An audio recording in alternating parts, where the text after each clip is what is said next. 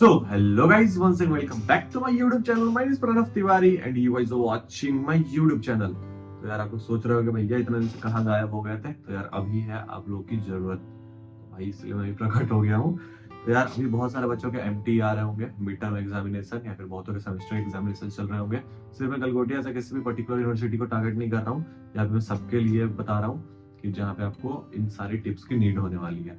तो यार ये आप लोग स्कूल से सीधा भी यहाँ पे आए होंगे, आप लोग पहली बार ये एग्जाम्स देने जा रहे हो, कॉलेज के एग्जाम्स। तो कॉलेज के एग्जाम्स में क्या अलग होता है स्कूल के एग्जाम से, और क्या क्या आपको 5 इंपॉर्टेंट टिप्स याद रखनी चाहिए अपने पहले कॉलेज के एग्जाम को लिखने के लिए, ये सारी बातें हम लोग इस वीडियो में आज डिस्कस करने वाले हैं। तो आ जाओ हम लोग बढ़ते हैं सबसे पहले अपने पॉइंट नंबर 1 की तरफ। यार देखो, जितने भी यूनिवर्सिटीज है, कॉलेजेस है, सब में टीचर्स पढ़ाते हैं और टीचर्स नोट्स देते हैं। अब बेसिकली जितने भी यूनिवर्सिटीज होती है ना, वहाँ पे सारी जो भी क्वेश्चंस होती है वो यूनिवर्सिटी में ही सेट होती है।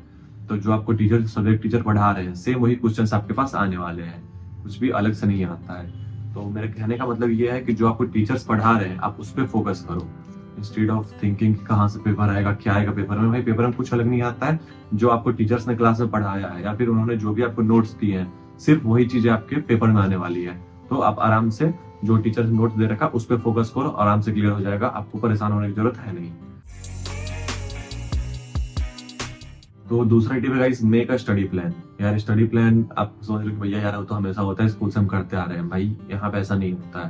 तुम सब जो भी आते हैं ना, सब दिमाग में रखते हैं कि यार एग्जाम से एक रात पहले पढ़ेंगे और ये पास कर जाएंगे। तो भाई कॉलेज एग्जाम से इतने में आसान नहीं होता। अगर तुम्हें सिर्फ पास करना है तब तो तुम कर जाओगे, बट अगर तुम्हें प्लेसमेंट चाहिए, अगर तुम्हें एक अच्छी सीजीपीए मेंटेन रखनी है, तो यार अगर एक अच्छी सीजीपीए होती है, तुम डिसेंट सीजीपीए कह लो, तो 8.5 से ऊपर तुम मेंटेन करके चल रहे हो, क्योंकि अभी के टाइम में ना इंजीनियरिंग में बहुत ज्यादा क्राउड है, लिटरली बहुत क्राउड है। तो एक अच्छी सीजीपीए मेंटेन करना बहुत सही चीज है अभी के टाइम में। अगर तुम्हें प्लेसमेंट चाहिए तो, अगर तुम ऐसे ही बीटेक कर रहा तो कोई इशू नहीं है, तुम आराम से चिल करो, एक रात पहले पढ़ो, पास कर जाओगे। लेकिन अगर तुम्हें अच्छी सीजीपीए चाहिए तो एक प्रॉपर स्टडी प्लान बनाओ। लाइक अगर तुम्हारे एग्जाम के डेट शीट आ गए हैं, तो किस दिन तुम्हारा कौन सा पेपर है, उसके अकॉर्डिंगली तुम प्लान करना शुरू करो। कब तुम कौन सा टॉपिक पढ़ रहे होगे, सब कुछ एक प्रॉपर प्लान करो। और जो एग्जाम का डेट शीट है उसको रूम में यार अपने कहीं भी एक बार पेस्ट कर दो, चिपका के रखो, अपने आंखों के सामने रखो, कि तुम्हें हमेशा याद रहेगा कि हाँ इस दिन मेरा ये एग्जाम है। समझे? तो सेकंड टिप ये था। अब हम बढ़ते हैं अपने थर्ड टिप की तरफ। तो यार थर्ड टिप है हमारा अटेम्प्ट मार्क्स अकॉर्डिंगली। देखो जो पेपर होता है बेसिकली उसमें डिफरेंट मार्क्स के क्वेश्चंस आते हैं। लाइक 2 नंबर का होता है, 3 नंबर का होगा, 5 नंबर का होगा, 8 नंबर का होगा, 12 नंबर का होगा। ठीक है, तो अब जो 2 नंबर का क्वेश्चन है उसमें तो मान लो तुम्हें टीचर ने बहुत पढ़ा दिया है, तो तुम्हें जरूरी नहीं है कि तुम सारी चीजें ही उस 2 नंबर वाले भी लिख के तैयार रहे हो। मेरा मतलब समझ रहे हो? लाइक जहाँ पे 12 नंबर का पेपर है तो तुम्हें वहां पे नीड है कि तुम वहां पे 2 पेज लिख के आओ। लेकिन जहाँ पे 2 नंबर का है और तुम्हें बहुत आता है उस टॉपिक के बारे में, तो भाई तुम वहां पे टाइम वेस्ट मत करो अपना।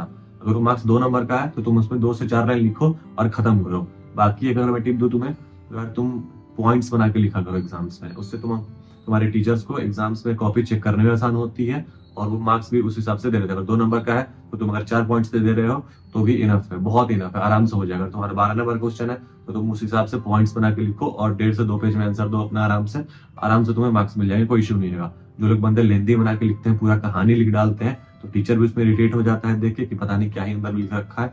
वो टीचर फ्रस्ट्रेट होगा तो तुम्हारी कॉपी तमीज से चेक करेगा नहीं, क्योंकि यार बहुत सारे पेपर्स होते हैं उनके पास चेक करने को, तो तमीज से तुम्हारे पेपर चेक करेगा नहीं। तो फालतू है कि तुम उनको परेशान करो, इससे बढ़िया तुम पॉइंट्स बना के आंसर्स लिखो और जो क्वेश्चन जितने मार्क्स का है उसको उतना ही टाइम दो। लाइक अगर क्वेश्चन तुम्हारा 2 नंबर का है तो तुम उसको उतना ही टाइम दो। अगर 12 नंबर का है उस पर टाइम चाहिए तो तुम उसको प्रॉपर टाइम दो। चलो अब हम बढ़ते हैं अपने अगले टिप की तरफ। तो अगला टिप है, don't leave answer sheet blank. हाँ जी, स्कूल में भी करते थे, अगर कोई क्वेश्चन नहीं आ रहा तो उसको खाली छोड़ दिया। कॉलेज में ऐसा मत करना। तुम्हें उस टॉपिक के बारे में जो पता है, कुछ भी पता है, लिख डालो भाई। पेपर ब्लैंक मत छोड़ना। अगर तुम्हें कुछ भी पता है ना, कॉलेज में होता है ऐसा, अगर तुम्हें कुछ भी पता तुम लिख डालो, ब्लैंक मत छोड़ो। कभी भी पेपर अपना ब्लैंक मत छोड़ो। जो पता है तुम्हें इस टॉपिक के बारे में लिख डालो उसमें, बस खाली छोड़ के मत आना पेपर। ठीक है, तुम्हें जहाँ 0 नंबर मिलने वाला है ना, अगर मान लो 5 नंबर का है, तुम्हें जहाँ 0 नंबर मिल रहा था वहां पे तुम्हें 2 नंबर 3 नंबर आराम से मिल जाएगा। 2 नंबर तो तुम्हें मिनिमम मिल ही जाएगा। ठीक है, तो बस पेपर खाली नहीं छोड़ना। आज बढ़ते हैं अगली टिप की तरफ। अगला टिप है, give proper space in seats. मतलब नहीं समझ आया होगा ना, मैं बता रहा हूँ। देखो अब जितने भी हमारे यूनिवर्सिटीज और कॉलेजेस है ना, उन सब में ऐसा होता है कि पहले तो टीचर्स चेक किया करते थे, अभी भी करते हैं, बट अभी कॉपी स्कैन होता है। बहुत सारे मैक्सिमम में होता है, ये चीजें बच्चों को पता नहीं होती है, बहुत सारे जो फैकल्टी होते हैं आपको आगे इन्फॉर्म करती है, बहुत नहीं करती है। तो जैसे आपका पेपर होता है तो बंदे क्या करते हैं, लिखना शुरू करते हैं पेपर, हम एक एंड से पूरा दूसरा एंड तक पूरा फिल करके लिख देते हैं, वो मत करो। दोनों साइड में प्रॉपर स्पेस छोड़ो कि अगर आपका पेपर स्कैन हो रहा है तो स्कैन जो होता है पर्टिकुलर एरिया होता है, पूरा पेपर स्कैन नहीं कर पाते हैं, तो उस चक्कर में अगर आपने कुछ साइड में लिखा है तो वो चीजें मिस हो जाती है। इसीलिए आप दोनों साइड में एक मार्जिन छोड़ के लिखो, अगर बीच में लिखोगे तो ज्यादा रिप्रेजेंटेबल भी होगा, टीचर को देख के भी बढ़िया लगेगा। और जब स्कैन होता है ना, तो स्कैनिंग के टाइम पे भी आपके जो पूरे आंसर्स हैं वो पूरे प्रॉपरली स्कैन होके आएंगे। आज जो बढ़ते हैं अगले टिप की तरफ। अब तो सारे 5 टिप्स बता दी, अब जो टिप्स आपको बता रहा हूँ वो बोनस टिप है, तो इसको बस ऐसे ही रख लो। तो यार मैक्सिमम बच्चे हमारे पास जो है इंजीनियरिंग कर रहे हैं, तो यार उनमें सब परेशान होते हैं कि भैया कोडिंग में क्या लिखना है, कोड आएगा क्या करेंगे, कैसे पास होंगे, बहुत टफ होगा कोडिंग का पेपर। वैसे बहुत सारे बच्चे मिलते हैं तो पूछते हैं। तो यार देखो, कोडिंग में अगर सिर्फ तुम्हें पास होना है, अगर तुम्हें इशू आ रही है और सिर्फ अभी तुम डर रहे हो कि भैया बस अभी पास हो जाओ बाद में पढ़ लेंगे, तो अभी जितने कॉन्सेप्ट है ना तुम उनको रट के चले जाना, पास हो जाओगे, पक्की बात है पास हो जाओगे। जैसे अगर तुम्हें पाइथन पढ़ा रहा है तो उसमें वेरिएबल्स पढ़ लो, इंटीजर्स क्या होते हैं ये पढ़ लो, डेटा स्ट्रक्चर पढ़ लो, ये सारी चीजें तुम रट के चले जाओ। टीचर्स ने तुम्हें नोट्स दिए होंगे, उनमें सारी चीजें होती है, तुम उसको रट्टा मारो और चले जाओ, ठीक है। अगर तुम्हें सिर्फ पास होना है कि तुम्हें डर लग रहा है कि भैया बस में बैक नहीं है, इसके बाद तो मैं बहुत तमीज से पढ़ लूंगा, तो है तुम रट्टा मारो और चले जाओ।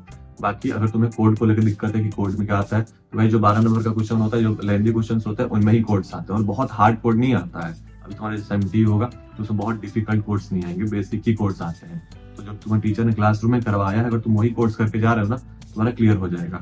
बाकी कुछ और बात तुम्हें बता दूं कि जो एडमिट कार्ड होता है ना, इस चक्कर में मत रहना कि एग्जाम अगर मेरा कल है तो मैं आज रात को निकलवाने जा रहा हूँ। गाइस, जितने भी तुम्हारे एडमिट कार्ड है सब कुछ अभी से रेडी कर लो। अपना एडमिट कार्ड और आईडी कार्ड लेके जाना एग्जाम में, गलती से भी मत भूलना, आईडी कार्ड एडमिट कार्ड भूलना ही मत। और एक और बात, अपने एडमिट कार्ड के पीछे में कुछ मत लिखना, कुछ भी मत लिखना। बाहर से एग्जामिनर्स आते हैं चेक करने के लिए, वो देखेंगे कुछ भी लिखा है डायरेक्ट में बाहर कर देंगे। तो बस लफड़े में पढ़ने से बढ़िया है कुछ भी आगे पीछे मत लिखो।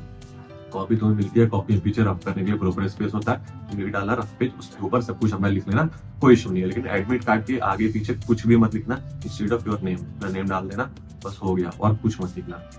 तो आप बस यही टिप्स थी मेरे तरफ से आपके लिए। आई होप आपके जितने भी एग्जाम सारे बहुत बढ़िया सब एग्जाम्स लो, तोड़ दो फोड़ दो, तहलका मचा के आना आराम से। आई आपको ये वीडियो पसंद आई होगी, अगर वीडियो पसंद आई हो तो वीडियो को लाइक करना, चैनल को सब्सक्राइब करना, कमेंट करना, कोई भी दिक्कत परेशानी कोई रही हो तो। तब तक मिलता हूँ आपसे मैं अगले वीडियो में। सो सी यू, बाय।